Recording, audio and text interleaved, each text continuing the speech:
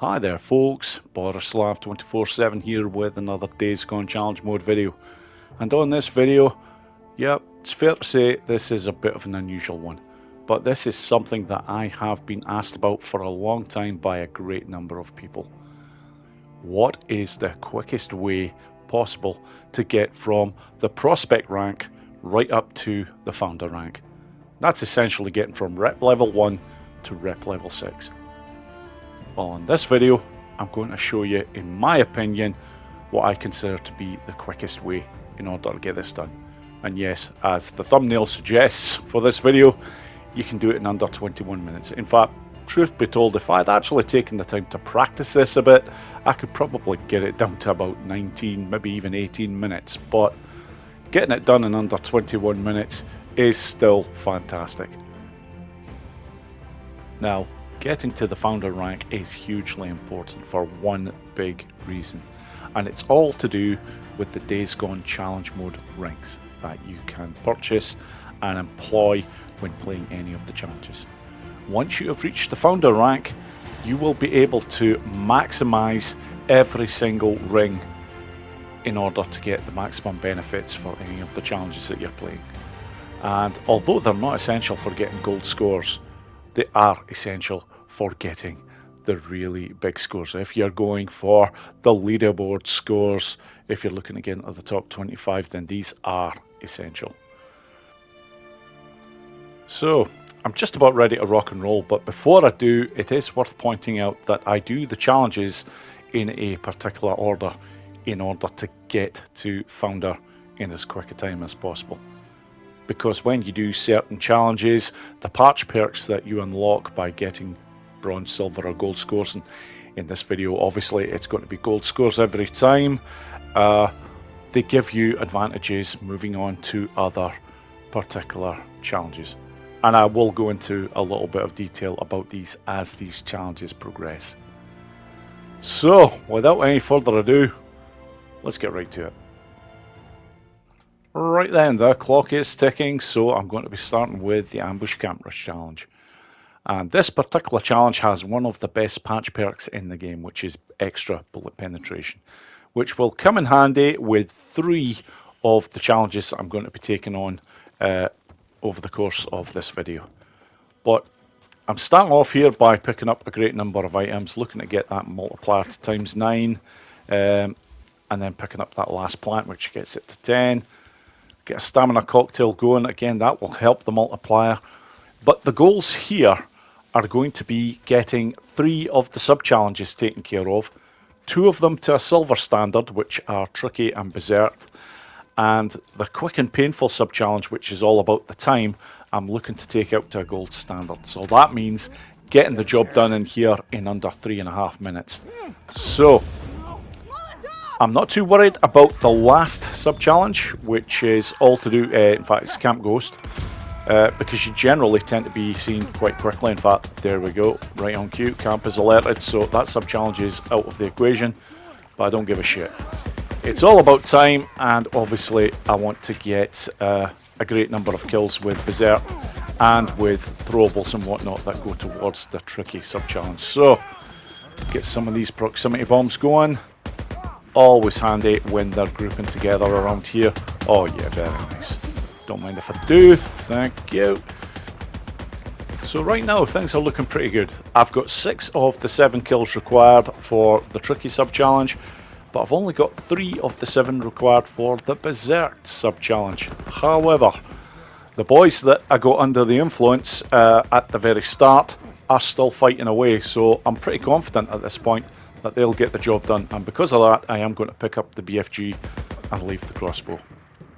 Because if that lot had been killed pretty damn quickly, I probably wouldn't have taken this weapon. And truth be told, I mainly use it just to take out this sniper guy, because the rest of them can be taken out quite easy with this weapon here, the US 556. And I always keep on collecting items while I'm doing all this, because I want to keep the multiplier going in order to make sure that I have a decent score. And truth be told, already the target score that I like to have is over 15,000 before the end of this run. because you get a 10,000 point bonus for doing this challenge in under 3 minutes and 30 seconds. So I've already got the 15,000 required for my base score taken care of. So I'm just keeping going with this. I do want some more items because I want to complete the killings with throwables. But truth be told, I can just wait until I get to this section here yet, because they do have a habit of all congregating on that top section there. So the frickin' bug grenades going their way and sharpish. Time is pretty good. I'm only 2 minutes and 29 into this, and there is only 5 kills remaining, so this has been pretty quick. Well, obviously, if I'd taken the time to practice this one, I could have done it a damn sight quicker probably, but I'm not complaining with this at all. And there we go. That's the first challenge taken care of. The targets that I was looking to get, yep, I got them all, and yeah, understandably, because I'm trying to do this quickly, I'm not hanging about with the screens, but you are seeing the loading times as they would appear when you're taking these on. So, the next challenge that I'm taking on is Hog Wild. And the next few challenges all have the same thing in common from here on in, and that is I'm looking for a gold score and getting a full house in terms of getting all the sub-challenges taken care of to a gold standard. So I always go with Hog Wild as the first of the bike challenges, because the patch perk that you get from getting a gold score on this is 60% better accuracy when shooting from the bike. So I'm not getting any help at the moment here, but I certainly will on the next challenge that I take on, which is Outride. But looking at the goals for this, the first one, probably the most difficult for people that are not that familiar with this challenge, is the boosting. You require 60 seconds of boosting while doing this challenge. And given that you're going around an area that is covered in trees and whatnot and tricky bends, yeah, it can be problematic to some people. But honestly, once you actually get to learn the route for this challenge, it's not too bad. And yep, this is the one where you've got to keep the accelerator pressed all the time, but using drifts, and in particular using the drift button at the right time, acts as a very good brake, especially if you're on an uphill slope. If you're on an uphill slope and you press the drift button, you can actually stop the bike pretty much, so that is worth knowing. I've shown that on many other videos, but I'm just going to repeat it again just in case anybody actually is watching this and thinks I'm cheating in some way, shape or form. I'm not. But anyways, the next sub-challenges that they don't actually really require your attention, because over the course of doing this particular route, you're guaranteed you're going to get the 20 seconds of airtime. Guaranteed, as long as you're just going over these jumps when they present themselves. The other sub-challenge I've already taken care of, that is 10 freaker kills, and the final one is making sure that you pass over the finish line with at least 17 seconds on the clock. You can see 20 seconds in the top right there. If you let go of the accelerator or come off the bike, that timer starts to go down. As long as you don't have any accidents and don't let go of that accelerator button, you're all good. So there we go, moving on. The next one, as I've already mentioned, is going to be Outride, because I now have the luxury of the extra accuracy from shooting from the bike. Yeah, I'm going to take advantage of that. And I am going to take advantage of getting a little bit of help with a ring, because you can choose rings at any time that you like, but obviously until you get to the desired rep levels, you're only going to get so much benefit from any ring. All I was looking to do there was choose a ring that will give me a little bit of help in repairing the bike when I do drifting, because the next two challenges involve a lot of drifting. So the sub challenges for this are: you require 25 seconds of drifting, you require 15 freaker kills, which I'm taking care of quite quickly now. That is why I chose the right hand ramp there instead of the left, But not only that, you require 33 seconds of airtime. So that was another reason why I went for the right hand ramp earlier on. And the final sub-challenge is all to do with what's called the sickling. You have to keep the multiplier going essentially for 2 minutes. And once you reach that 120 minute mark, then yeah, that one is completed to gold standard. But right now I'm flying through this very nicely indeed. Taking up most of the freakers that are required. Getting some good airtime here. It's a tried and tested run route, but I am making a slight difference to this one. I'm going over this particular ramp here only to make sure that I can hit that next one right there.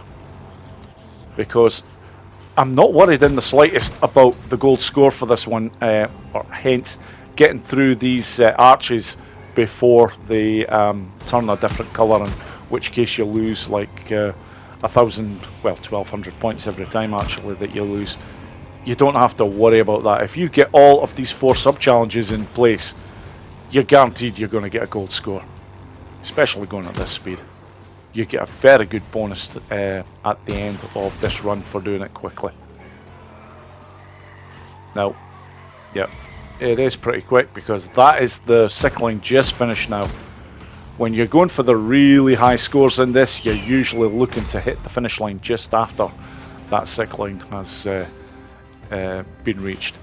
But there we go, and yeah, very respectable 150k, especially given that only 110,000 was required for the gold score for that one. But yes, moving on, and you've guessed it, it's going to be the 3rd bike challenge that you can take on. Now, the sub-challenges for this one are very similar to the other 2. You require airtime throughout this challenge, and that's 30 seconds that is required by doing jumps, whether it be from ramps or just any natural points where you can get height. You also require 20 seconds of drift time, as well as this, and probably the trickiest one that you need to watch out for when doing the run like this is making sure that you go over 14 ramps. And the last sub-challenge is making sure that you do the run in under 2 minutes and 35 seconds, which really is not a big problem at all with this, especially if you just follow the way that I'm doing it here. Don't really need to bother too much with going for all-out jumps like you normally would when you're going for the really high scores on this, but you do need to go into every one of these highlighted areas that you can see. These are the bandages that you need to collect. Now, at this stage, I am looking to engage this horde here just with a little bit of gunfire, and that gunfire there will actually activate a hidden bonus that is called Hitman, but only as long as you hit the freakers on that horde and no other freakers anywhere else on this challenge. That's hugely important. But right now I'm just taking a shortcut over this way. It also avoids a lot of trees, just makes life a little bit easier.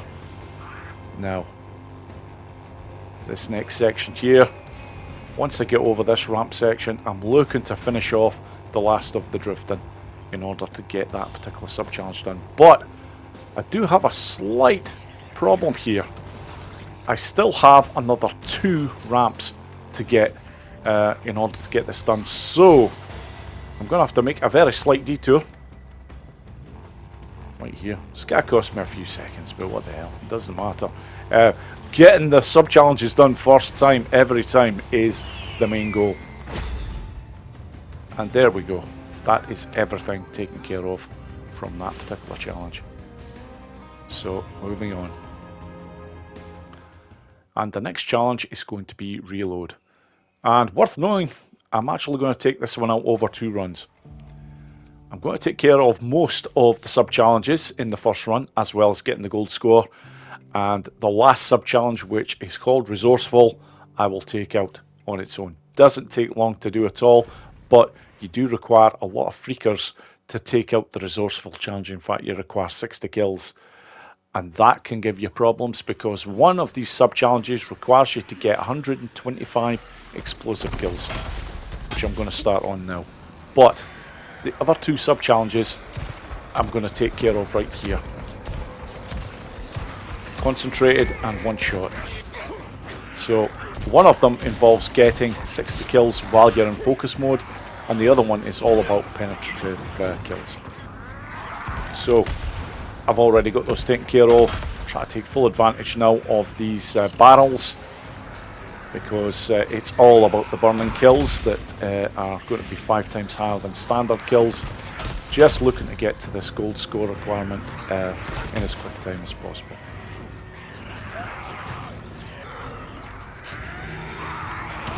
Yeah, normally I would shoot a damn sight earlier than that, but I really want as many of them around these barrels as possible at this time. Now I'm going to head over to this way. Slight variation on how I normally do this challenge, but you've got a lot of casters over here that you can use in order to get these burning kills. But really, right now, it's all about getting these 125 kills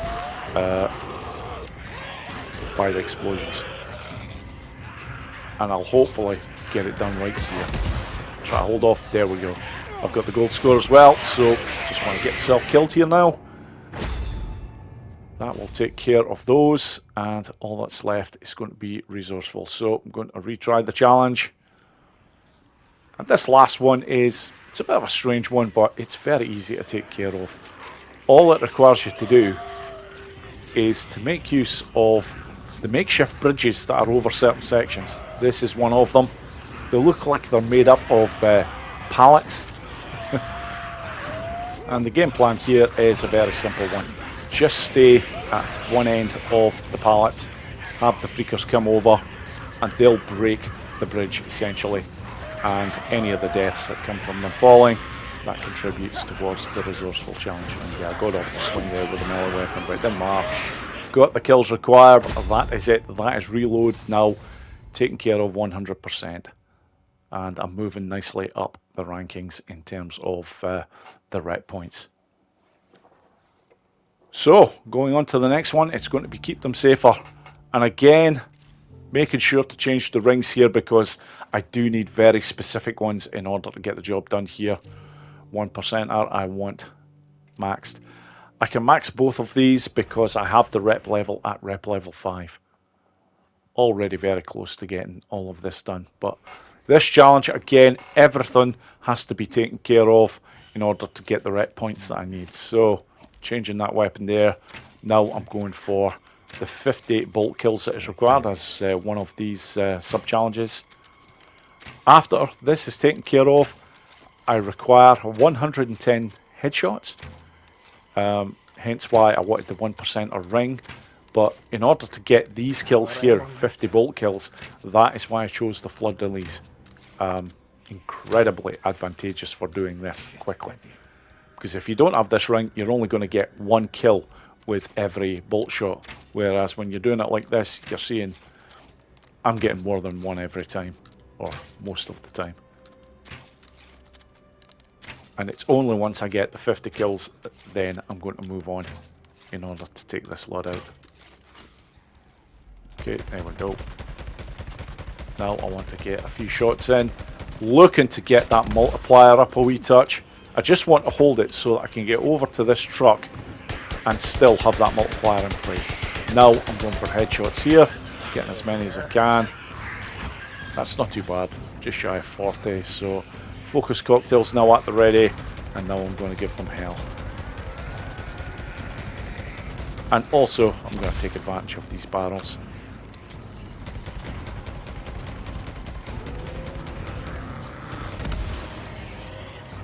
Okay. Right.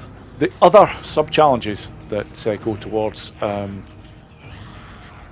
getting gold scores, but more importantly getting the rep points, is that you cannot take any damage and you cannot do a dive roll. Now, the gold score required for this is 165,000, but it's if you're taking out all of the sub-challenges, it's never going to be an issue. And right now, okay, I can see I've got 44 kills remaining. All I've got to do is to make sure that these are clean, that I don't take any damage, and this should be done quite quickly.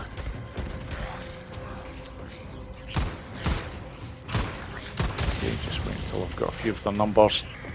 And I've also got a tanker up top here that I can use to take out the last of this lot, because it's nice to be able to pick them all off, but really, let the tanker do the work. That's more like it. And there we go. Job done.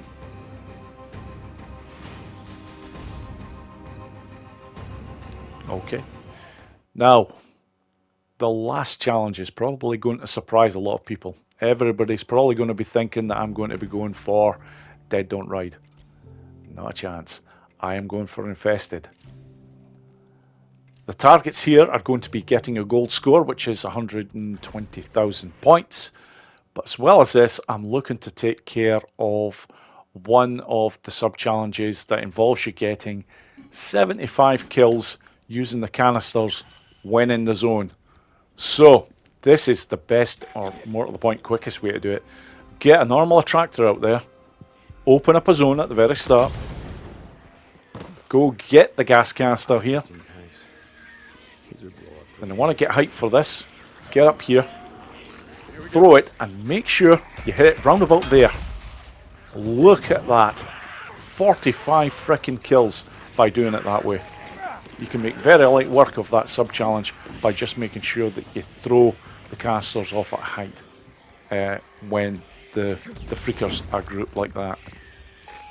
So right now, again, I'm going to try and take care of this next one here. And yep, I make a huge mistake here, because it turns out, yep, not only have I used the wrong attractor, but there wasn't enough of the freakers in order to get the job done. But no problem.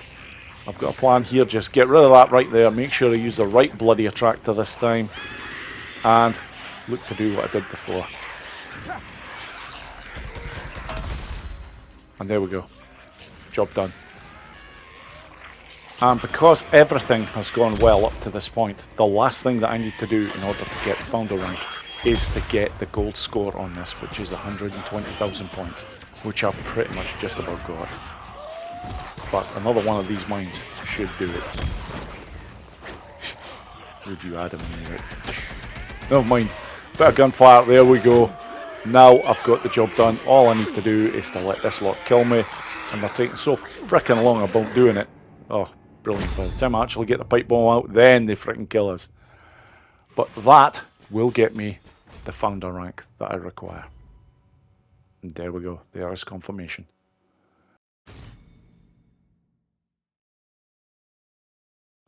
And that is the job done, from Prospect to Founder in just over 20 minutes. That is how it is done. And that, folks, brings me very nicely to the end of this video. All I can say is, as always, thank you so much for watching the video, and I hope you all enjoyed it. Take care.